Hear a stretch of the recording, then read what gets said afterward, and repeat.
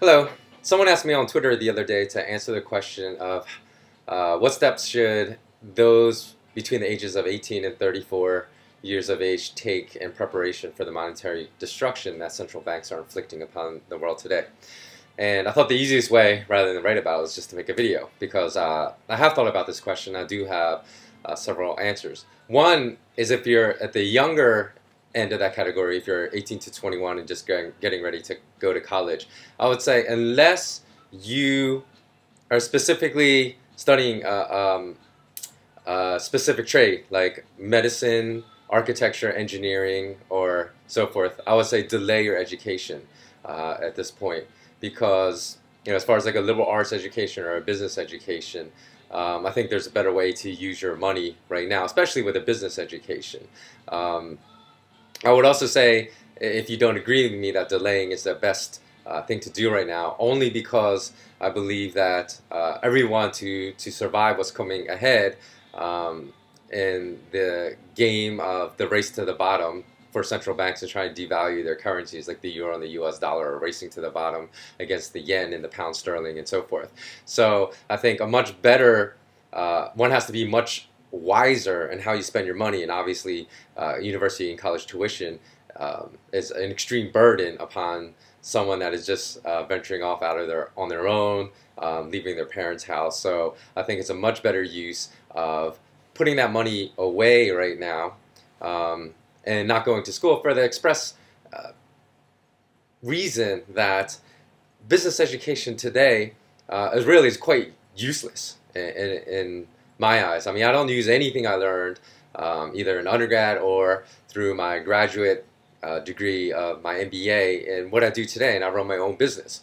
So, for the basics, like you may need like accounting or marketing, that's something you can buy, from a $25 book at a bookstore and learn as much as you're going to learn in business school. But as far as information and knowledge crucial to surviving this economic crisis, there's nothing you're going to learn in business school. There's nothing you're going to learn in business school of any value that will teach you how to build wealth, because this is the type of knowledge that the oligarchs and the banking families and the industrialists that basically laid down the framework for modern education today ensured was left out of the curriculum. They did not want you to know this information.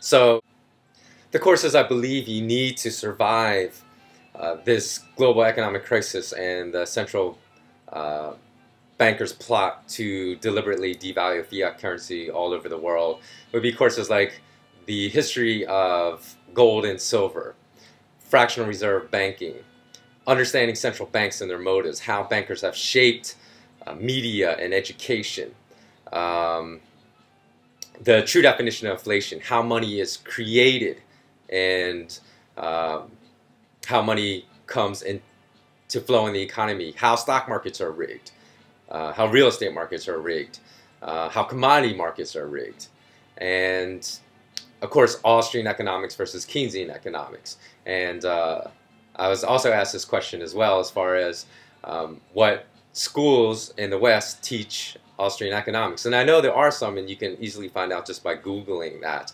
However, I can't really recommend any particular university per se, because I went to the University of Pennsylvania, which taught Keynesian economics. And as far as like all Ivy League schools, they all teach Keynesian economics. So not having any personal experience, I don't know, but I would definitely say that's another reason to delay going to school for business unless you're going to study Austrian economics, which so few schools actually teach as their main curricula. So if you're going to be learning Keynesian economics, that's basically going to blind you as far as the reality of everything that's happening today. So it's even going to set you back, because that's how I looked at my business education. I looked at it as a setback. So why go to school and waste if you're going to a private school that could cost upwards of $50,000 a year? Even for undergraduate, Harvard costs more than $50,000 a year now. So why not just set aside that $200,000, invest it in gold and silver? 4 years down the road, you have multiples of that money, and then you can become an entrepreneur.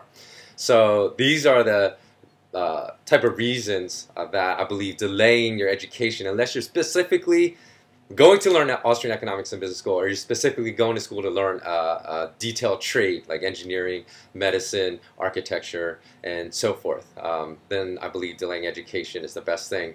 And one thing I would urge you to do if you fall in this age category is to actually go to the internet and just do a little research. It can't hurt, right? To spend like a couple hours researching how the institutional academic system was founded and why it was founded. It's basically, institutional academia was not, sought after, required part of society until the Industrial Revolution, and then Carnegie and the Rockefellers basically, put more money into the formation and shaping the foundation of institutional academia and modern day academics than even the U.S. government. So that should give you some pause for concern right there, right? Why were two men so concerned about shaping academics that they spent more of their own personal money shaping the system than even the U.S. government did? Also, I would highly recommend John Gatto. So look at John Gatto. Look at Howard Zinn and the People's History of the United States, and see if that contradicts with the history you learned in grades kindergarten through 12. And if so, you have to ask yourself why. Why is the history I'm being taught different than perhaps what real history is? What's the agenda of these people? So even if you disagree with me, I urge you to research this, find out what the agenda is, and you might come to the same conclusion, that business school is really a worthless entity. And it's not really going to help you survive this economic crisis. And the last point I want to make about education is look at what's going on in Sweden right now. Sweden has actually banned homeschooling and persecuting families that choose to homeschool their children, so much so that many families have fled Sweden that wish to homeschool their children and go to Finland. So whenever there is, Sweden basically says all children have to learn the government-approved curricula. So anytime you see something like that, you got to question the system and what is the agenda of the people running the system. Because if something is the best choice out there, then you don't have to force them into basically acquiescing to your preferred choice. So in this case, if the best system in Sweden is the government-approved curricula, then you wouldn't have to force people to choose this. People would naturally gravitate towards this curricula. But if people feel like homeschooling is better, then that's why they'll gravitate towards that curricula.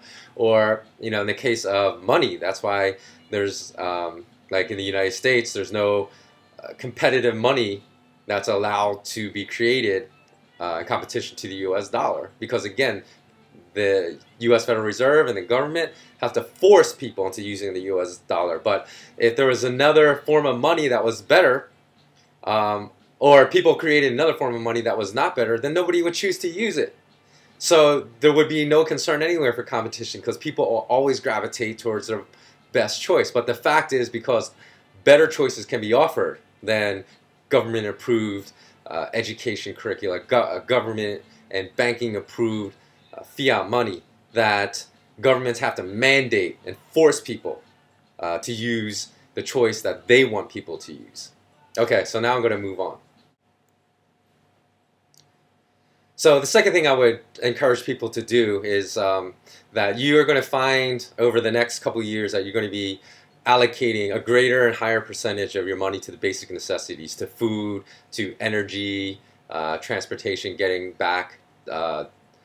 to and back from work, and things of that nature. So you're going to have to be very, very wise with how you spend your expendable cash. So I would encourage people to form online communities like barter communities. So that way it doesn't require money, it only requires your time.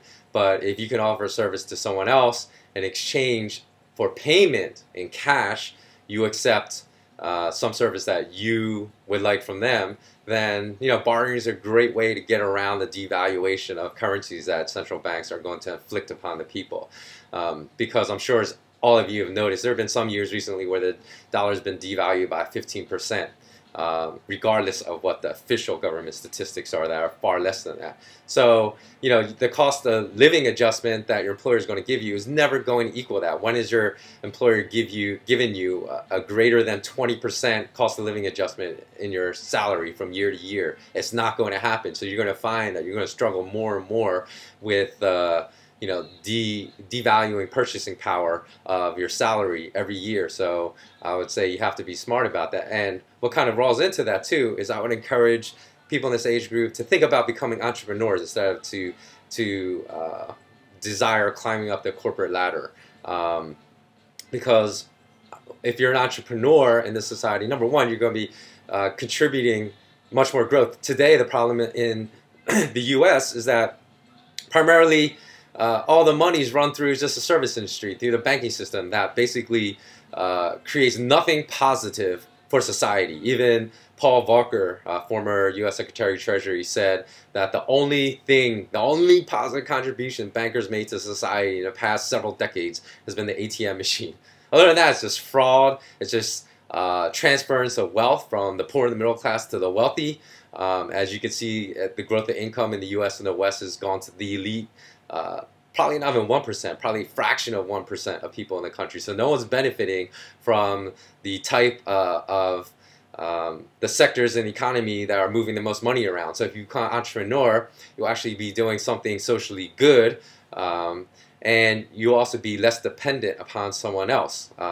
So it's a more difficult, I think, it's a more difficult way to make a living because the first years are going to be a struggle. But I think if you provide a good service, and the key, I think, is passion. If you're passionate about what you're doing, I do think you'll succeed.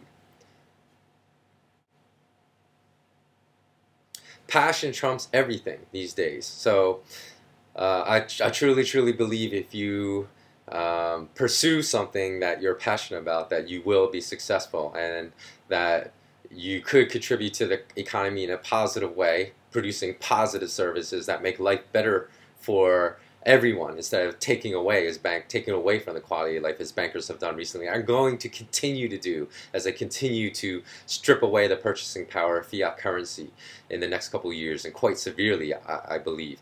So this is a way to produce something positive, to lessen your reliance on other people for your own livelihood, and also to have a lot more say over the quality of your own life, of when you want to take vacation, or the flexibility of your work hours, and so forth. So I highly encourage that. As far as entrepreneurship in what areas, what sectors, again, that's something that you're going to have to determine, but I would highly recommend that you integrate the internet, because the internet right now, well, as long as it stays free and restrictive laws aren't passed where the government is controlling the internet again, it gives you access to billions of people, literally, all over the world. So without the internet, I wouldn't have been able to accrue for my own business clients in more than 33 different countries. I think that would have been impossible without the internet. So use and leverage the internet for any type of business that you're going to pursue to make life easier for yourself.